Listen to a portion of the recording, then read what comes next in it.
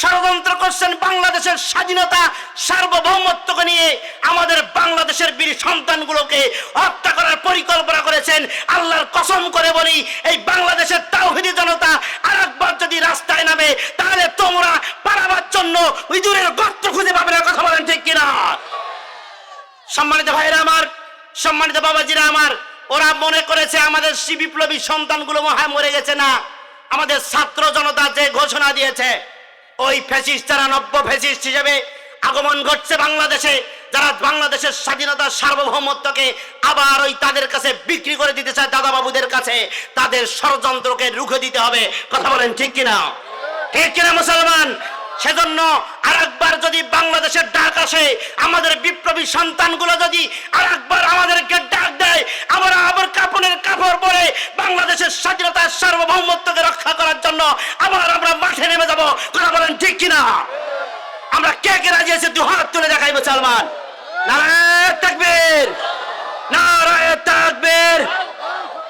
আলহামদুলিল্লাহ, হাত নামান। সম্মানিত হাজির, মন খারাপ করলেন মনে হয়। কি মন খারাপ করলেন? কারণ এজন্য বলছি কথাগুলো, আজকে ওই ওসমান হাদি শহীদ হয়েছে, কালকে তো আপনার আমার সন্তানকেও তারা মারতে পারে। কথা বলেন ঠিক কিনা? ঠিক কিনা? সেই সুযোগ কি আমরা আরো দেব? আমরা সেই সুযোগ আর বাংলার জমিনে দিতে চাই না। সেজন্য আপনাদেরকে চোখ কান খোলা রাখতে হবে মুসলমান। সেজন্য চোখ কান খোলা রাখতে হবে। ওই বিদেশি বেরিয়ান, ওই বিদেশি চাটুকার যারা এখনো ওই তাদের দাদাবাবুদের দালালি করে, তাদের ব্যাপারেও আমাদের সতর্ক থাকতে হবে। কথা বলেন ঠিক কিনা? সম্মানিত হাজরিন, আপনারা সবাই ভালো আছেন? কি সবাই ভালো আছেন? তো সবাই ভালো আছেন? যে আলহামদুলিল্লাহ, আমরা ভালো আছি। কারণ এক সময় তো এইভাবে ওপেন মাঠে কোরআন হাতে নিয়ে আমরা কথা বলার কোনো সাহস পেতাম না। ঠিক কিনা বলেন? ঠিক কিনা? এই কোরআনের কথা বলতে গেলে ওই মোসারু, ওই ভুরিওয়ালা মোসে উকুন হয়েছে, দাঁড়িয়ে পেশাব করে, এদের কাছে তাফসির মাহফিলের পারমিশন নেওয়া লাগতো। কথা বলেন ঠিক কিনা? আল্লাহ সেই দিনটি ঘুষিয়ে দিয়েছেন, তাফসির মাহফিল করতে আর পারমিশন নিতে হয় না। কথা বলেন ঠিক কিনা? সম্মানিত হাজরিন, আমি আলোচনা ভূমিকার কথা বাড়াতে যাচ্ছি না। আমি পবিত্র কোরআনুল কারীম থেকে আমাদের সবার পরিচিত সূরা 4 নম্বর সূরা, মেয়ে মানুষের নামে সূরা, সূরা আন-নিসার 59 নম্বর আয়াতটি আমি তেলাওয়াত করেছি। এই আয়াতটি আপনারা সবাই চেনেন।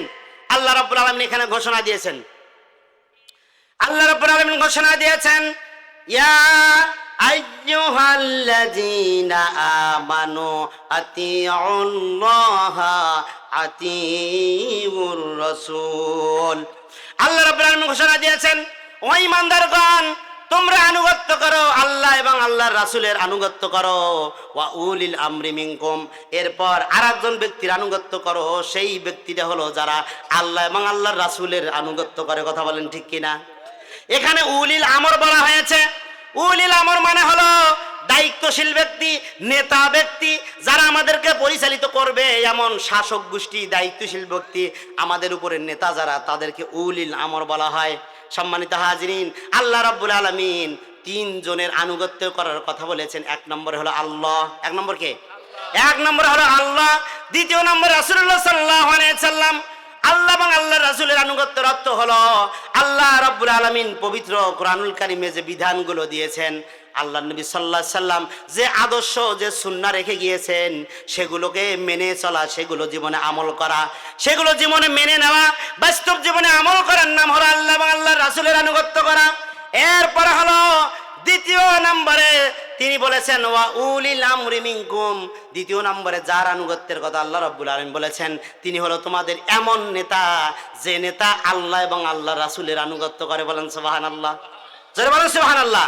সম্মানিত হাজিরিন, তাহলে আমাদেরকে কিন্তু খেয়াল করা লাগবে, আমাদের জীবনে কোন নেতার আনুগত্য আমাদের করতে হবে, কোন নেতার পিছনে আমাদেরকে ছুটতে হবে, কোন নেতার কথা আমাদেরকে বুঝতে হবে, শুনতে হবে, সে কথাটা কিন্তু মাথা দিয়ে চিন্তা করতে হবে, মাথা খাটাতে হবে। সম্মানিত হাজিরিন, আমাদের দেশের নেতাদের চরিত্র কিন্তু খুব ভালো। কোন সুবহানাল্লাহ? কি ভালো কিনা? ও সম্মানিত বাবাজিরা আমার, ভাইয়েরা আমার, আমি তো একটা কথা বলে যাই, আমরা সারা জিন্দেগি দেখে আসলাম, আমরা যখন 2টা সময় আমাদের সামনে যখন আসে, আমরা 2 জন ব্যক্তিকে ভালো মানুষের সার্টিফিকেট দেই। তার মধ্যে 1 নম্বর হলো, একটা মানুষ যখন মারা যায়, ঠিক কিনা? একটা মানুষ যখন মারা যায়, জানাজার জন্য যখন রেডি করা হয়, জানাজার তার লাশটাকে সামনে নিয়ে এমন প্রশংসা করি তার মতো মনে হয় ভালো মানুষ আর পৃথিবীতে একটাও ছিল না। কথা বলেন ঠিক কিনা? ও সম্মানিত ভাইরা আমার, বাবাজিরা আমার, চিন্তা করতে হবে। আমি তার প্রশংসা করলাম, মিথ্যা কথা বললাম কিনা এটাও খেয়াল করা লাগবে। ওই যে নেতার প্রশংসা করলাম, যে মৃত্যু ব্যক্তি যে লাশটার প্রশংসা করলাম, খোঁজ নিয়ে দেখবেন জীবনে এক ওয়াক্ত নামাজ পড়ে নাই ঠিক মতো, 5 ওয়াক্ত নামাজ পড়ে নাই, রমজান মাসে রোজাও রাখে নাই, আছে না নাই? সারা বছর সুদ খেয়েছে, ঘুষের সঙ্গে সম্পর্ক ছিল, যাকাত দেয় নাই, মানুষকে ঠকিয়েছে, বোনের সম্পদ দেয় নাই, ফুফুর সম্পদ দেয় নাই, এইভাবে কত রকমের অপকর্ম করেছে। মরে যাওয়ার পর ওই ব্যক্তিটাই হলো সব চাইতে আল্লাহর ওলি। কথা বলেন ঠিক কিনা? ঠিক কিনা মুসলমান? আমরা সার্টিফিকেট দেই যে এটা আল্লাহর ওলি। সম্মানিত ভাইরা আমার, বাবাজিরা আমার, সাবধান থাকতে হবে, সাবধান থাকতে হবে। মুসলমান, আপনি কাকে ভালো মানুষের সার্টিফিকেট দিচ্ছেন এটা মাথায় রাখতে হবে। কথা বলেন ঠিক কিনা? ঠিক কিনা? সম্মানিত হাজিরিন, আর এক জায়গায় গিয়ে আমরা মানুষের চরিত্রের সার্টিফিকেট দেই। 5 বছর পর পর যখন আমাদের সামনে কিছু নেতা আসে, যখন ভোটের সময় হয় নেতা আসে, তখন কিন্তু তাদের চরিত্রের স্লোগান দেই। কথা বলেন ঠিক কিনা? অমুক ভাইয়ের চরিত্র ফুলের মতো। কি?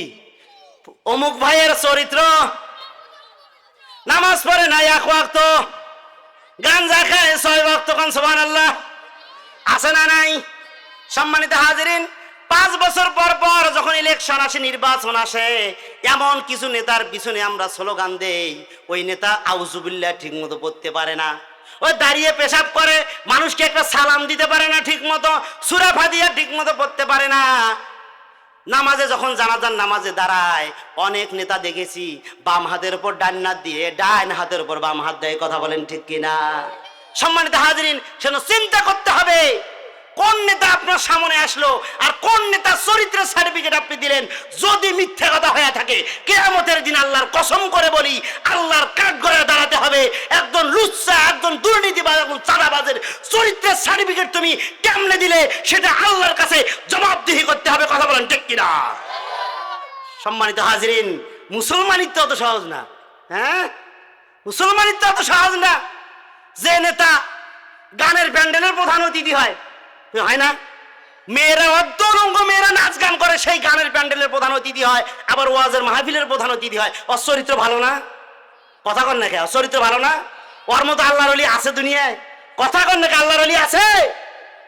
সম্মানিত হাজিরিন, সেজন্য দেখতে হবে কোন নেতার চরিত্র কেমন।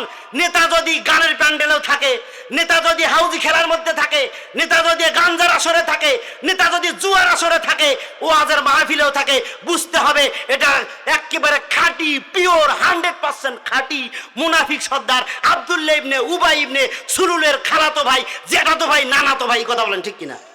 ঠিক কিনা বলেন? মন খারাপ করতেছেন? হ্যাঁ, মন খারাপ করতেছেন নাকি? মন খারাপ যদি বলেন আমি শেষ করে দিই। কিবা মন খারাপ হয়? হ্যাঁ হ্যাঁ, সেজন্য বলতেছিলাম 5 বছর পর পর অনেক নেতা আসবেন। নেতার চরিত্র দেখে নেতার পিছনে স্লোগান দিতে হবে। নেতার চরিত্র যদি ভালো হয় তাহলে ভালো স্লোগান দিবেন, আর নেতার চরিত্র যদি খারাপ হয় ওই নেতার পিছনে কোনো ইমানদার স্লোগান দিতে পারে না। কথা বলেন ঠিক কিনা? ঠিক কিনা মুসলমান? আরে কি আশ্চর্য, কি আশ্চর্য! লজ্জা, লজ্জা, লজ্জা! যে নেতা মঞ্চে দাঁড়িয়ে মাইকে সালামটা শুদ্ধ করে দিতে পারে না, সেই নেতার পিছনে কি পরহেজগার, কি জুব্বা টুপিওয়ালা মানুষও ঘোরে, আছে না নাই? নামাজি মানুষও ঘোরে। কথা বলেন ঠিক কিনা? খোঁজ নিয়ে দেখেন যে ওই নেতা গাঞ্জার ব্যবসার সাথে জড়িত, ইয়াবার ব্যবসার সাথে জড়িত। হ্যাঁ, সেই নেতার পিছনে পরহেজগার নামাজি মানুষগুলো ঘোরে। কোন সুবহানাল্লাহ। সম্মানিত হাজিরিন, সেজন্য সাবধান থাকতে হবে। আজকে কয়েকটা কথা বলে যাই, কাউকে কষ্ট দেওয়ার জন্য বলছি না, একটু সতর্ক করার জন্য বলছি। ঠিক কিনা? ঠিক কিনা? সম্মানিত হাজিরিন, তাহলে নেতার আনুগত্য করতে হবে যে নেতার চরিত্র ভালো, যে নেতা আল্লাহকে মানে, রাসূলকে মানে, সেই নেতার আনুগত্য করতে হবে। যে নেতা বলে যে আমরা শরীয়তের আইন মানি না, শরীয়তের আইন বিশ্বাস করি না, ওই নেতার পিছনে ছোটা জায়েজ নাই, হারাম। কথা বলেন ঠিক কিনা? সম্মানিত হাজিরিন, ওই নেতাকে চেনেন কি না? হ্যাঁ, চিনলে ভালো, না চিনলে কপাল আরো খারাপ। সম্মানিত হাজিরিন, আজকে আমি কয়েকটা পয়েন্ট বলে যাব কোন চরিত্রের নেতার পিছনে মুসলমানরা যেতে পারে না। কি জানা দরকার আছে না নাই? কোন কোন দোষ থাকলে, নেতার কোন কোন দোষ থাকলে ওই নেতার পিছনে যাওয়া যাবে না। কয়েকটা দোষ একটু সংক্ষিপ্ত আকারে বলে যাই, শুনবেন নাকি?